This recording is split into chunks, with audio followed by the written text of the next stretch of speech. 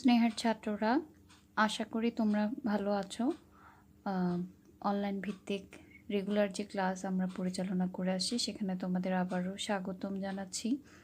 এবং semiconductor electronics এই চ্যাপ্টারের আলোচনায় আমরা গত ক্লাস পর্যন্ত ট্রানজিস্টরের ব্যবহার দেখেছিলাম, বিবর্ধন এবং অর্থাৎ সুইচিং হিসেবে ট্রানজিস্টরের ব্যবহার, এই দুটি ব্যবহার সম্পর্কে বিস্তারিত জেনেছিলাম। তো আমরা এই চ্যাপ্টারের একেবারে শেষের অংশে চলে এসেছি। শেষের অংশটা হচ্ছে নম্বর পদ্ধতি এবং লজিক গেট নিয়ে, এবং এই দুটি টপিকই কিন্তু তোমাদের কাছে ভীষণ পরিচিত টপিক, কারণ আইসিটির বেসিক শুরু হয়েছে তোমাদের এই নম্বর পদ্ধতি এবং লজিক গেট নিয়ে। যে কারণে এইখানে অর্থাৎ ফিজিক্সের এই চ্যাপ্টারে এই বিষয়গুলো নিয়ে খুব ডিটেলস ডিসকাস করব না, কারণ অলরেডি এগুলো নম্বর পদ্ধতি কী রকম রয়েছে এবং লজিক গেটের বিভিন্ন ধরন কী রয়েছে সেগুলো জেনেছো। এবং এই লজিক গেট বেসড কিছু প্র্যাকটিক্যাল রয়েছে তোমাদের সেকেন্ড পেপারে, যেটা আশা করি আমরা প্র্যাকটিক্যাল ক্লাসে করব লজিক গেটের ব্যবহারগুলো। তো নাম্বার পদ্ধতিতে তোমরা জানো অলরেডি 4টা নাম্বার পদ্ধতি রয়েছে। মূলত 0 থেকে 9 এই সংখ্যাগুলোকে বা অঙ্কগুলোকে ব্যবহার করে বা বিভিন্ন নাম্বার পদ্ধতি রয়েছে। এবং এই 9টি অঙ্কের ধারণা কিন্তু প্রথমত যে বিজ্ঞানী খোয়ারিজমি বলা হয়, স্পেলিংটা বিভিন্ন বইতে একটু বিভিন্ন রকম দেখবে। খোয়ারিজমি উনি এই বিজ্ঞানী প্রথমত এই 0 থেকে 9 এই অঙ্কগুলোর ধারণা দেন, এবং এই অঙ্কগুলোকে ব্যবহার করেই মূলত 4টা নম্বর পদ্ধতি ব্যবহার করা হয়, যেগুলো হচ্ছে বাইনারি, ডেসিমেল, অক্টাল এবং হেক্সাডেসিমেল। এবং তার মধ্যে সবচেয়ে বেশি ব্যবহার হয় যে নম্বর পদ্ধতিটা, সেটা হচ্ছে বাইনারি নম্বর পদ্ধতি। বাইনারির ব্যবহার তোমরা সবচেয়ে প্রমিনেন্ট ব্যবহার দেখেছো কম্পিউটারে, যে লেখা হয় মূলত দুটি বাইনারি, মানে এখানে দুটি ডিজিট ব্যবহার করা হয়, 0 আর 1। এইগুলোর ব্যবহারে কোডিং করে বিভিন্ন লেখাগুলো কম্পিউটারে লেখা হয়। তো এই বাইনারি পদ্ধতিটার ব্যবহার যেহেতু সবচেয়ে বেশি ডিজিটাল ইলেকট্রনিক্সে, এই বাইনারি পদ্ধতির যোগ, বিয়োগ, গুণ, ভাগ এগুলো তোমরা আশা করি করেছো। আবার এই চ্যাপ্টারে আর একটু প্র্যাকটিস করবে, যোগ, বিয়োগ, গুণ, ভাগ এই বিষয়গুলো বাইনারিতে কিভাবে করতে হয়। আবার কনভার্সন রয়েছে, বাইনারি থেকে ডেসিমেল কিংবা ডেসিমেল থেকে বাইনারি, সেখান থেকে অক্টালে কনভার্সন, হেক্সাডেসিমেলে কনভার্সন, অর্থাৎ বাইনারিকে আমরা বিভিন্ন নম্বর পদ্ধতিতে কনভার্ট করতে পারি। তো এই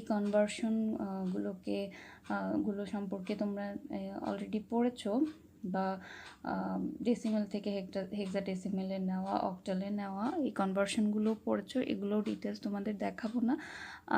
আরেকটা যেটা পরীক্ষায় এই চ্যাপ্টার থেকে কী ধরনের প্রশ্ন আসে, পরীক্ষায় সত্যি কথা বলতে এই চ্যাপ্টার থেকে প্রশ্ন আসার রেশিওটা কিছুটা কম, তবে প্রশ্ন আসে। এবং প্রশ্ন আসে মূলত যে পয়েন্টগুলো থেকে, যেমন তোমরা ট্রানজিস্টরে পড়েছো, বিভিন্ন কনফিগারেশনগুলো, চিত্রগুলো পড়েছো, এত ডায়াগ্রাম পড়েছো, যেমন আসতে পারে এনপিএন ট্রানজিস্টরের কার্যপ্রণালী চিত্রসহ ব্যাখ্যা করো অনুধাবনমূলক প্রশ্নে, বা পিএনপি ট্রানজিস্টরের যে চিত্র সেটি ব্যাখ্যা করো, কিংবা কমন বেজ বা সাধারণ পিট বা সাধারণ নিঃসারক বা সাধারণ সংগ্রাহক যে বিন্যাস সেটি চিত্রসহ ব্যাখ্যা করো বা চিত্র আঁকো। এই ধরনের প্রশ্নগুলো কিন্তু অনুধাবনমূলক প্রশ্নে আসে।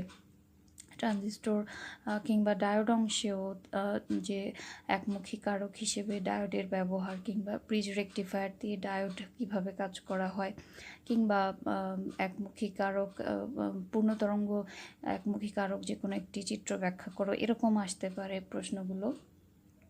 আর কিছু প্রশ্ন আসে অ্যাম্প্লিফায়ার, যেটা তোমাদের দেখিয়েছিলাম গত ক্লাসে, অ্যাম্প্লিফায়ার রিলেটেড প্রশ্ন। অ্যাম্প্লিফায়ার কিভাবে কাজ করে, অ্যাম্প্লিফায়ারের যে ইকুয়েশনগুলো দেখিয়েছি।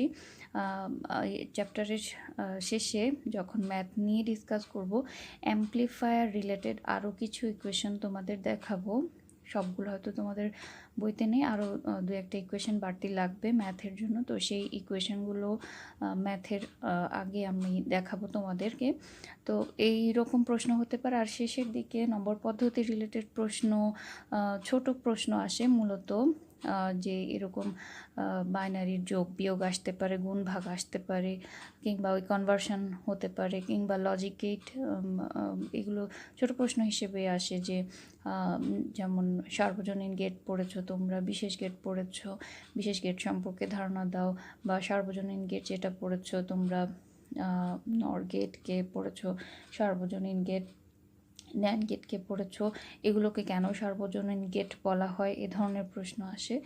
আর ম্যাথ তো ম্যাথের প্রশ্ন, কিছু প্রশ্ন যদি তোমরা প্র্যাকটিস করো প্রশ্নগুলো সম্পর্কে আরও ভালো আইডিয়া পাবে। তো যেটা বলছিলাম, বাইনারিতে যোগ বিয়োগ গুণ ভাগ এই জিনিসগুলো তোমাদের একটু প্র্যাকটিস করতে হবে। সেগুলো প্র্যাকটিস করবে, অলরেডি তোমরা করেছো প্র্যাকটিস, আরও প্র্যাকটিস করবে। বাইনারি যোগ বিয়োগ গুণ ভাগ সেগুলো রয়েছে। এছাড়াও এরপরে আরেকটা গুরুত্বপূর্ণ বিষয় হলো এই ইলেকট্রনিক্স অংশে লজিক গেট। লজিক গেট কি সেটাও তোমরা পড়েছো, যে কতগুলো বিশেষ ধরনের গেট ডিজাইন করা হয় মূলত কিছু পারপাসে। সেই পারপাসগুলো কি তোমরা জেনেছো। মূলত লজিক গেট কতগুলো সার্কিট, আসলে যে সার্কিটগুলো ইনপুট ভোল্টেজ বা ইনপুটের সাপেক্ষে আউটপুটে পরিবর্তন কিভাবে হয় বিভিন্ন যুক্তির মাধ্যমে, এই সম্পর্কগুলো যে সার্কিটে দেখানো হয় সেটাই হচ্ছে লজিক গেট। এবং লজিক গেট মূলত দুই ধরনের হয় তোমরা জানো, মৌলিক আর যৌগিক গেট। এবং মৌলিক গেট আর যৌগিক গেট সম্পর্কেও তোমরা জেনেছো আইসিটি যখন পড়েছো। তো লজিক গেট জানতে গেলে লজিক গেট রিলেটেড আরেকটা গুরুত্বপূর্ণ বিষয় হলো ট্রুথ টেবিল। ট্রুথ টেবিলটা কি, যে ইনপুট এবং আউটপুটের যে পরিবর্তন, লজিক গেটে কিছু ইনপুট দিলাম, তার সাপেক্ষে আউটপুটের পরিবর্তন বা কিছু সম্ভাব্য মান আমরা পাই, এবং এই ইনপুট আর আউটপুটের রিলেশনটা যেটা যেই গেটের সাহায্যে, যে টেবিলের সাহায্যে দেখানো হয় সেটাকেই বলা হয় ট্রুথ টেবিল। বিভিন্ন গেটের বিভিন্ন ধরনের ট্রুথ টেবিল রয়েছে, এক একটা লজিক গেটের এক এক রকম ট্রুথ টেবিল রয়েছে। তো মৌলিক গেট নিয়ে যেটা বলছিলাম, মৌলিক গেট মূলত তিন ধরনের তোমরা জানো, অ্যান্ড, অর এবং নট গেট। এই তিনটি গেটকে মৌলিক গেট বলা হয়। মৌলিক গেট বলার কারণ হচ্ছে এই তিনটি গেট আমরা একেবারে মৌলিক, এই গেটগুলো তৈরি করতে অন্য কোনো গেটের সাহায্য নেওয়ার প্রয়োজন নেই, বা এই গেটগুলো ব্যবহার করে অন্য যৌগিক গেটগুলো যেহেতু তৈরি করা হয়, এই গেটগুলোকে বলা হয় মৌলিক গেট। তো এই অ্যান্ড অর নটের সিম্বল, তারপরে ট্রুথ টেবল, এই জিনিসগুলো দেখেছো তোমরা, আমি আর ক্লাসে ডিটেলস বলছি না, সেই জিনিসগুলো জানতে হবে, আবার একটু রিভিউ করবে। অ্যান্ড অর নট এগুলোর ট্রুথ টেবল কীরকম হয়, সিম্বল কীরকম হয় মৌলিক গেটে। আর এই মৌলিক গেটগুলো ব্যবহার করে যে বিভিন্ন ধরনের গেট তৈরি করা হয় সেগুলোকে বলা হয় যৌগিক গেট, যেমন এক্সঅর গেট, নর গেট, ন্যান্ড গেট ইত্যাদি সব হচ্ছে যৌগিক গেট। তো যৌগিক গেটগুলো আবার বিভিন্ন রকম হয়ে থাকে, যেমন কিছু আছে সর্বজনীন গেট। এই খুব ইম্পর্ট্যান্ট একটা বিষয়, যে সর্বজনীন গেট কাকে বলে, সর্বজনীন গেট কাকে বলে, এবং সেই গেটগুলো কি কি গেটকে সর্বজনীন গেট বলা হয়। মূলত ন্যান্ড আর নর গেটকে বলা হয় সর্বজনীন গেট। কেন এদের সর্বজনীন গেট নামটা দেওয়া হয়েছে, এর কারণ হচ্ছে এই গেটগুলোর সাহায্যে মৌলিক গেটগুলো, এই গেটগুলো থেকে, এই গেটগুলো ব্যবহার করে আমরা মৌলিক গেটগুলো বাস্তবায়ন করতে পারি, ডিজাইন করতে পারি বলে এই ন্যান্ড এবং নর গেটকে সর্বজনীন গেট বলা হয়। পরীক্ষায় প্রশ্ন আসে কিন্তু ন্যান্ড গেটকে সর্বজনীন গেট বলা হয় কেন, বা নর গেটকে সর্বজনীন গেট বলা হয় কেন। এক্ষেত্রে কিন্তু তোমাদের গেটের ব্যাখ্যা দিয়ে চিত্রসহ এটা দিতে হবে, যে ন্যান্ড গেট থেকে আমি অ্যান্ড গেট কীভাবে পাচ্ছি, ন্যান্ড গেট থেকে অর গেট কীভাবে পাচ্ছি, ন্যান্ড গেট থেকে নট গেট কীভাবে পাচ্ছি, সেই কনভার্সনটা দেখিয়ে তারপর বলতে হবে যে এই কারণে ন্যান্ড গেট বা নর গেটকে সর্বজনীন গেট বলা হয়। ন্যান্ড গেট এবং নর গেট হচ্ছে যৌগিক গেট, কারণ একাধিক মৌলিক গেটের সমন্বয় এই গেটগুলো তৈরি। আর এছাড়া রয়েছে বিশেষ ধরনের কিছু গেট। বিশেষ গেট বলতে আমরা কি বুঝি? মূলত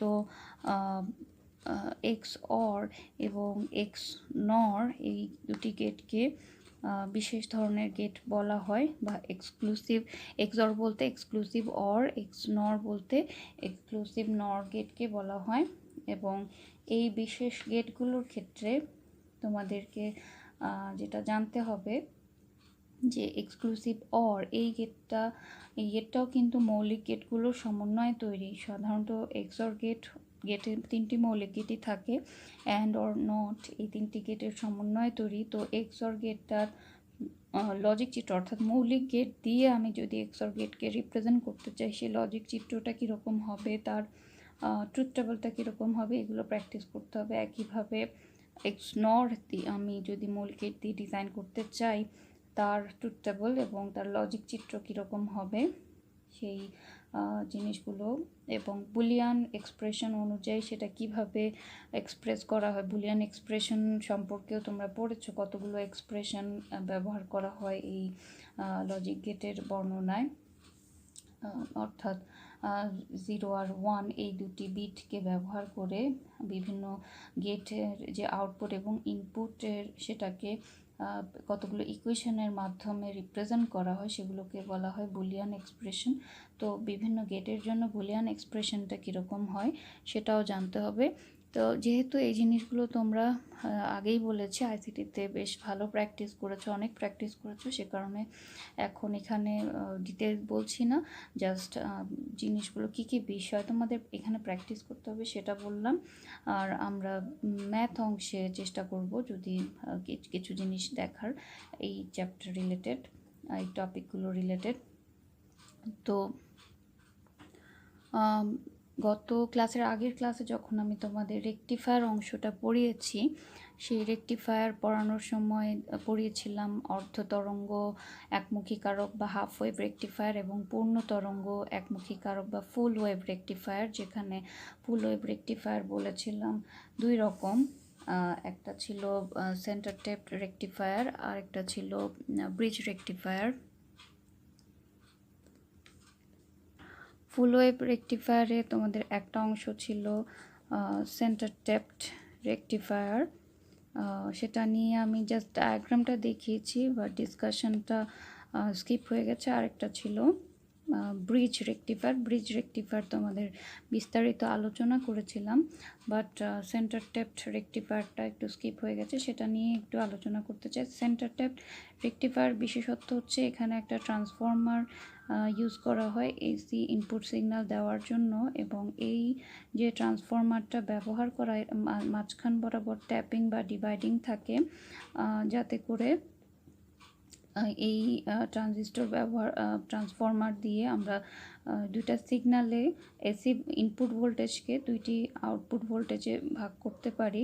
যেহেতু আমরা দুটি হাফ সাইকেল এক্ষেত্রে একমুখী করব, সেক্ষেত্রে দুটি ভোল্টেজ লেভেল যাতে হয়, এবং এইখানে ইনপুট হিসেবে এই যে ট্রান্সফর্মারের ইনপুট হিসেবে একটা এসি সিগন্যাল দেওয়া হয়, যার পজিটিভ এবং নেগেটিভ হাফ সাইকেল দুটোই থাকে, এবং এই ক্ষেত্রে দুটি ডায়োড ব্যবহার করা হয়, আর একটা লোড রেজিস্টার আরএল ব্যবহার করা হয়। আরএল কেন ব্যবহার করা হয়? এই লোড রেজিস্টারের দুই প্রান্তে আমি যদি কোনো একটা অসিলোস্কোপের প্রান্তগুলো ধরি, এখান থেকে আমরা আউটপুট ওপি দিয়ে আউটপুট বোঝাচ্ছি।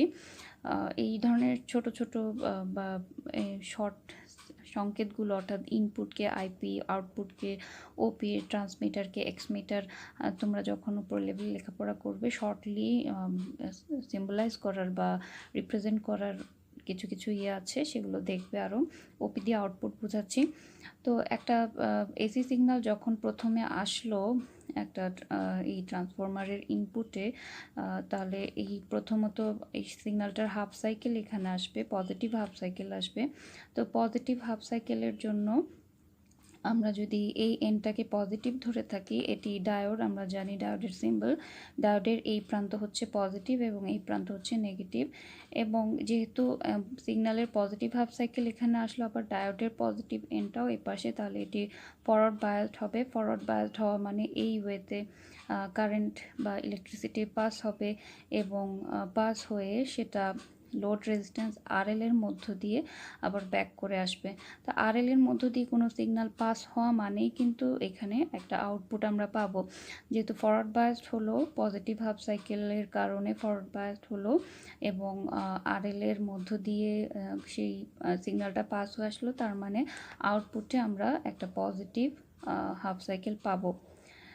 কিন্তু নেগেটিভ হাফ সাইকেলের বেলায় এইখান দিয়ে যদি নেগেটিভ হাফ সাইকেল আসতে চায়, নেগেটিভ হাফ সাইকেল মানে সেটার সিম্বল হচ্ছে নেগেটিভ, আর ডায়োডের পজিটিভ এন্ডটা এই পাশে রয়েছে, তো সে কারণে এটি এই এন দিয়ে নেগেটিভ হাফ সাইকেলটা ট্রান্সফার হবে না, এই এন দিয়ে শুধুমাত্র পজিটিভ হাফ সাইকেলটা ট্রান্সফার হবে। এরপরে ডায়োডের নেগেটিভ হাফ সাইকেল আমরা কনসিডার করব। এবার পজিটিভ হাফ সাইকেলের বেলায় আমরা যেটা দেখেছিলাম যে এই প্রান্তটা পজিটিভ ধরলে এই প্রান্তটা নেগেটিভ ধরা হচ্ছে, কিন্তু এবার যখন নেগেটিভ হাফ সাইকেল আসছে, যেহেতু পজিটিভ হাফ সাইকেলের বেলায় এই প্রান্তটা পজিটিভ ধরেছিলাম, এই প্রান্তটা নেগেটিভ ধরেছে, এখন যখন নেগেটিভ হাফ সাইকেল আসে তখন এই প্রান্তটা নেগেটিভ হিসেবে কাজ করবে আর এই প্রান্তটা কাজ করবে পজিটিভ হিসেবে।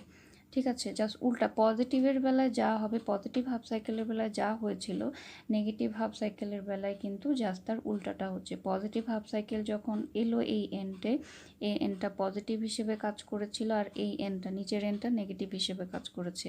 এখন যখন নেগেটিভ হাফ সাইকেল আসছে, যেহেতু হাফ সাইকেলটাও উল্টে গেল, তাহলে এখন এই প্রান্তটা, এই সার্কিটের এই প্রান্তটা নেগেটিভ হিসেবে আর নিচের প্রান্তটা পজিটিভ হিসেবে কাজ করছে। তো এই প্রান্ত যদি এখন নেগেটিভ হয়, ডায়োডের পজিটিভ সাইডটাতে এই পাশটা নেগেটিভ আর পজিটিভের মধ্যে আমরা রিভার্স বায়াসড হচ্ছে, ফরওয়ার্ড বায়াসড হলে দুইটাই প্লাস হতে হতো, রিভার্স বায়াসড হলো মানে এই এন্ড দিয়ে কোনো ইলেকট্রিসিটি পাস হবে না। বাট এখন নিচের এন্ড যদি আমরা খেয়াল করি, নিচের এন্ড এখন হলো পজিটিভ, আবার ডায়োডের এই প্রান্তটাও পজিটিভ, তার মানে এই দিক দিয়ে এই সিগন্যালটা পাস হবে এবং এইভাবে করে এসে লোড রেজিস্ট্যান্স আরএল এর মধ্য দিয়ে পার হয়ে এসে আবার ব্যাক করবে। অর্থাৎ এই ডায়োড, প্রথম ডায়োডটাকে আমরা যদি D1 দিয়ে সিম্বলাইজ করি, এটাকে D2 দিয়ে কাজ সিম্বলাইজ করি, তাহলে এবার নেগেটিভ হাফ সাইকেলের জন্য D2 ডায়োডটা দিয়ে সেটি ট্রান্সফার হবে এবং লোড রেজিস্ট্যান্স আরএল এর অ্যাক্রসে যেহেতু আসবে, এই আরএল এর অ্যাক্রসে আমরা একটা আউটপুট পাবো যেটা আমাদের নেগেটিভ হাফ সাইকেল। একইভাবে এসি সিগন্যালের আবার যদি একটা পজিটিভ হাফ সাইকেল আসে, সেটা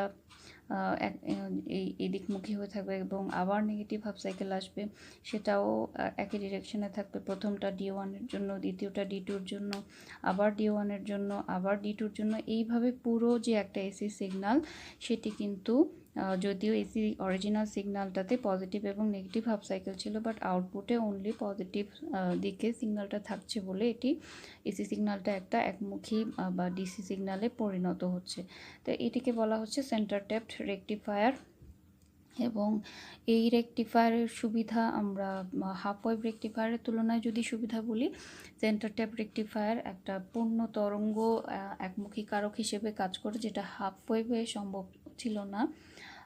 সিগন্যাল এফিসিয়েন্সি, দক্ষতা বেশি হয়। কিন্তু আবার যদি সেন্টার ট্যাপ আর ব্রিজ রেকটিফায়ারকে আমরা কম্পেয়ার করি, দুটির মধ্যে ব্রিজ রেকটিফায়ারটা বেশি সুবিধাজনক হয়। কেন? আমরা সেন্টার ট্যাপ রেকটিফায়ারে দুটি ডায়োড ইউজ করছি, কিন্তু দুটি ডায়োড প্যারালালি একসঙ্গে কাজ করছে না। যখন D1 কাজ করছে তখন D2 ডায়োড দিয়ে সিগন্যাল পাস হচ্ছে না, আবার যখন D2 কাজ করছে তখন D1 ডায়োড দিয়ে সিগন্যাল পাস হচ্ছে না। তো কাজেই দুটি ডায়োড যেহেতু প্যারালালি কাজ করছে না, আউটপুট সিগন্যালের স্ট্রেংথ কিন্তু ইনপুট সিগন্যালের চেয়ে কম হয়। যদিও একমুখী হয়, কিন্তু আমরা ফুল ওয়েভ ব্রিজ রেকটিফায়ার যদি ব্যবহার করতাম, সেক্ষেত্রে কিন্তু আউটপুট সিগন্যালের স্ট্রেংথ বেশি পেতাম, কারণ সেখানে 4টি ডায়োড যদিও ব্যবহার হয়, প্যারালালি সেগুলো কাজ করে বলে আউটপুট সিগন্যাল স্ট্রেংথটা ব্রিজ রেকটিফায়ারে বেশি পাওয়া যায়। আরেকটা বড় অসুবিধা হলো সেন্টার ট্যাপ রেকটিফায়ারের ক্ষেত্রে তোমাদের বলেছিলাম ওই যে ট্যাপিংটা, সেন্টার ট্যাপে আমার এমন একটা ট্রান্সফর্মার ইউজ করতে হবে যেটা সেন্টারটা ট্যাপিং থাকে, যার কারণে এই একটু আগেই তো দেখলাম আমরা পজিটিভ এন্ডের জন্য বা পজিটিভ হাফ সাইকেলের জন্য একটা ভোল্টেজ লেভেল আর নেগেটিভ হাফ সাইকেলের জন্য আরেকটা ভোল্টেজ লেভেল পাচ্ছি। সো একই ট্রান্সফরমারের আউটপুটে সেকেন্ডারিতে দুটি ভোল্টেজ লেভেল পাওয়ার জন্য আমার সেন্টার বরাবর এটাকে ডিভাইড করতে এবং এই ধরনের ট্যাপিং করাটা একটু কঠিন হয়, সে কারণে এটি একটা লিমিটেশন সেন্টার ট্যাপ রেকটিফায়ারের। আর ব্রিজ রেকটিফায়ারের লিমিটেশন বলেছিলাম তোমাদের 4টা ডায়োড একসঙ্গে ইউজ করতে হয়, যেখানে সেন্টার ট্যাপে মাত্র 2টি ডায়োড লাগে। এটি একটি লিমিটেশন ব্রিজ রেকটিফায়ারের মূলত। এইভাবে কম্পেয়ার করে তোমরা দুই ধরনের রেকটিফায়ার অর্থাৎ ফুল ওয়েভে দুই ধরনের রেকটিফায়ার পড়েছো, সেগুলো দেখবে। তো আজকের ক্লাসের শেষের দিকে আমি কিছু সিগন্যাল যেগুলো তোমাদের ক্লাসে ব্যাখ্যা করেছি সেগুলোর বাস্তবিক রূপ বা সিম্বল বা বাস্তবে সেই এলিমেন্টসগুলো দেখতে কেমন সেগুলো একটু দেখানোর চেষ্টা করব। আশা করি দেখবে এবং বুঝতে পারবে। এবং পরের ক্লাসে, আগামী দিনের ক্লাসে এই চ্যাপ্টার নিয়ে কিছু ম্যাথ আমরা আলোচনা করব, প্র্যাকটিস করব এবং এরপরে ফাইনালি আমরা চ্যাপ্টার 11 শুরু করব। চ্যাপ্টার 11 অনেক কিছু আছে বইতে, বাট এত কিছু ডিসকাস করার প্রয়োজন নেই, যতটুকু লাগে অতটুকু আমরা ক্লাসে ডিসকাস করার চেষ্টা করব। তো আপাতত এতটুকুই আজকের ক্লাসে। তোমরা ক্লাসের শেষে যে সিগন্যালগুলো বা সিম্বলগুলো দেখাবো বলেছি বা যান্ত্রিক বিষয়গুলো দেখাবো বলেছি সেগুলো একটু ভালো করে খেয়াল করবে। প্রিয় ছাত্ররা, তোমাদের যে বিষয়গুলো এর আগে ডিসকাস করেছি বা করা হয়েছে এই চ্যাপ্টারে ইলেকট্রনিক্স অংশে, ডায়োডটা পড়েছো তোমরা। তো ডায়োডের সিম্বল দেখেছো তোমরা, বা ডায়োড ব্যবহার করি কী কী ক্ষেত্রে ডায়োড ব্যবহার করে আমরা রেকটিফায়ার ইউজ করি, বিভিন্ন ধরনের রেকটিফায়ার সম্পর্কেও জেনেছো। তো ডায়োডের বাস্তবে ডায়োড দেখতে কেমন এটা হয়তো তোমরা জানো, ডায়োড দেখতে কেমন বা ডায়োডের ব্যবহারও কিছু ক্ষেত্রে দেখেছো। এই হচ্ছে ডায়োড, সত্যিকার অর্থে যে ডায়োডগুলো ব্যবহার করা হয়, যেমন অ্যানোড প্রান্ত ক্যাথোড প্রান্ত থাকে। নর্মালি কনভেনশনাল সার্কিটগুলোতে একেবারে নিচে যে ডায়োডটা দেখানো হচ্ছে 4 নম্বরে যে ডায়োডটা, সেটা ব্যবহার করা হয়, যার ডান পাশের প্রান্তটা নেগেটিভ। উপরের দিকে ডায়োডটা যেটা কালো লাল কালো কম্বিনেশনের ডায়োড, সেকেন্ড যে ডায়োডটা, এটি মূলত জেনার ডায়োড বলা হয় এবং বিভিন্ন পারপাসে বিভিন্ন ধরনের ডায়োডগুলো ব্যবহার করা হয়। ব্যবহার তোমরা দেখে থাকবে। এই ডায়োডের বিভিন্ন ব্যবহার, আরও প্র্যাকটিক্যাল ব্যবহারগুলো জানবে। তারপরে তোমরা যেটা দেখেছো, তোমরা ট্রানজিস্টর দেখেছো। ট্রানজিস্টরের 3টি এন্ড থাকে জেনেছো, বেস, কালেক্টর, এমিটার। সেই ট্রানজিস্টর এখানে দেখানো হচ্ছে, 3টি প্রান্ত থাকে এবং একটা ট্রানজিস্টর বাস্তবিক পক্ষে দেখতে কীরকম, এর এনপিএন বা পিএনপি ট্রানজিস্টর এরকম হয়ে থাকে, বিভিন্ন শেপের হয়ে থাকে এবং 3টা এন্ড থাকে এই ট্রানজিস্টরগুলোতে। এবং এই 3টি এন্ড বিভিন্ন অন্যান্য কম্পোনেন্টগুলোর সাথে কানেক্ট করে সার্কিট ডিজাইন করা হয় এবং বিভিন্ন পারপাসে ব্যবহার করা হয়। তোমরা এছাড়া মসফেট দেখেছো, মসফেটের ডিজাইন দেখেছো, যেখানে 3টা এন্ড থাকে, সোর্স, ড্রেন, গেট।